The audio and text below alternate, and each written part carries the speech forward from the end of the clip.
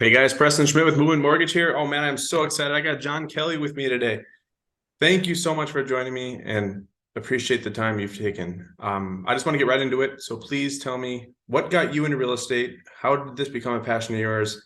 And are you on a team or are you solo?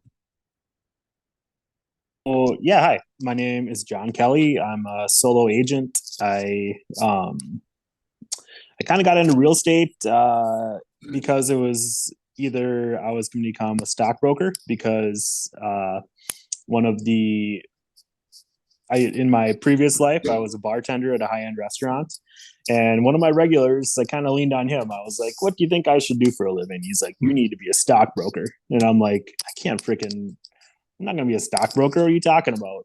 And so I kind of just tried to align myself with my passions, such as I like style, I like design, I like architecture, and I myself am not hugely creative, but I love the creative things that I can see inside of houses that I already built, and um, I really kind of just fell in love with homes. So I guess to answer your question, I got into real estate because I thought there's nothing cooler than to be invited into somebody's life to find them a home that they're going to live in and, be sick in, make memories in, Yeah. so on and so forth. So, yeah. Awesome. And you love it. You've been in real estate for how many years now? 10 years, a little over. So you know what you're doing. Just put it nicely. Well, tell me more Yeah. about yourself. Are you have any family, kids, that kind of thing? I have my wife, April. I have my 7-year-old daughter, Esme.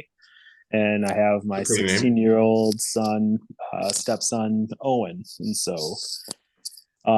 pretty big with hobbies wise. I kind of spend a lot of time with my family doing stuff with my family.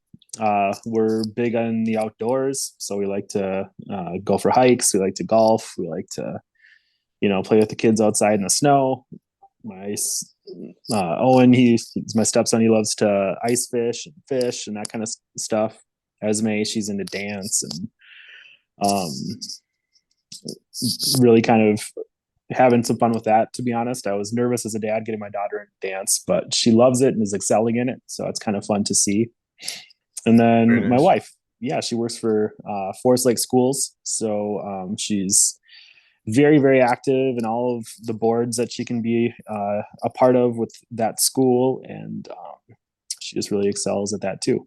So kind of Cool. neat. Well, this is my favorite question that I like asking my agents, but I just kind of think of a really challenging deal that happened during your 10-year career. What happened and how did you end up getting it closed in the end run? Well, it's kind of funny because it seems like all the challenging stuff kind of happens in the beginning of your career when you don't Hmm. necessarily know what to ask necessarily when it comes to a transaction. But I think that there's two notable transactions that um, were a challenge. One was a townhome association. The townhome association was going through litigations. So there was I didn't know about that until the buyer that I was working with, looking to buy this house. That was a first time home buyer. They were looking to put down minimal on the home. And it turns out that they couldn't finance that loan with a FHA mortgage due Hmm. to litigation happening within the townhome association. So we had to find some shop around for some different lenders that would offer us a similar option that would get my buyers into the home. So I think we ended up closing a week late on that one, but they still were able to buy that. And Perfect. then, yeah, the second one was just home inspection related. It was a stucco house, and lo and behold, uh, cost of the repairs exceeded what they were expected uh, to have that happen. And so Oof. fortunately, we had an understanding seller and buyers that still wanted to buy the home. So we were able to kind of negotiate what it took to get there. But that one took a little bit longer to close too, just because of the back end logistics with getting contractors out there and trying to get specific bids to appease the underwriters for the loan and so on and so forth. But yeah, those were ones that were very good. You know, for every tough transaction is, you know, a lot of industry knowledge to kind of know what to ask going into a home. So It's so yeah, important to have a good team working for you and with you, to be able to be creative, think outside the box, and get these deals to closings. So what percentage of deals are you kind of listing versus being on the purchase side of things? I'm thinking I don't have my exact numbers up right now, but I'm I would say that I probably have 60% buyers, 40% sellers. So Okay, listings are 40%, buyers, you know, are a little bit more abundant just because they may not have a house to sell when they go to buy something. So makes sense. Do you enjoy one side over the other, or just enjoy it all?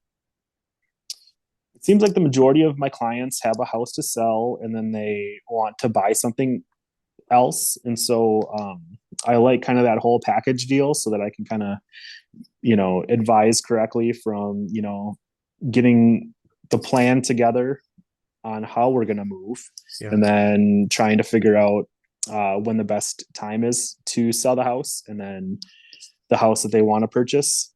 Um, you know, trying to figure that out and see what their, you know, the location that they want, the price they want to spend, and the time frame that they want. that's all very important. Very Yeah. good. So any last minute things you'd like to share with us? It's kind of an open forum. Love to hear more about you as a person, and your business. Yeah, I mean, I think that with every client, if we had it our way or if I had it my way, I'd like to know about the move well before they actually move because if I'm able to do that, you know, we can kind of look at full scope of everything. You know, maybe your credit is at a 700. We could bump it up to like a 720 or a 740 to kind of get you elite level pricing on your mortgage. Or Mm-hmm. maybe we could pay off a couple loans here and there to kind of give affordability a better chance on the house you're buying, you know. But if somebody comes to me and they're like, John, this is the house, I gotta buy it, then we're kind of at the mercy of whatever products are out there at that time and kind of whatever structure we need to put together at that time. So No, I agree. just making a plan, I think, regardless if it's you know, in 3 months or 6 months, or even talking a year out, Mm-hmm. it doesn't hurt to plant the seed so that we can kind of just give you suggestions on what to do when you're looking to buy your next house. Yeah, that initial consultation is so important, and it just helps people to know that when you're ready as a buyer, that you are ready to buy. There's so much that goes into it, and just that's just the education side of it is very, very important. So yes, can't stress that enough. But that's all I had for you. Do you have any? I appreciate you jumping on with me, and if there's anything else you'd like to say, otherwise I'll sign off and say goodbye. Oh man, all good. Thanks for Thanks, having me. John. Thank you. Bye bye.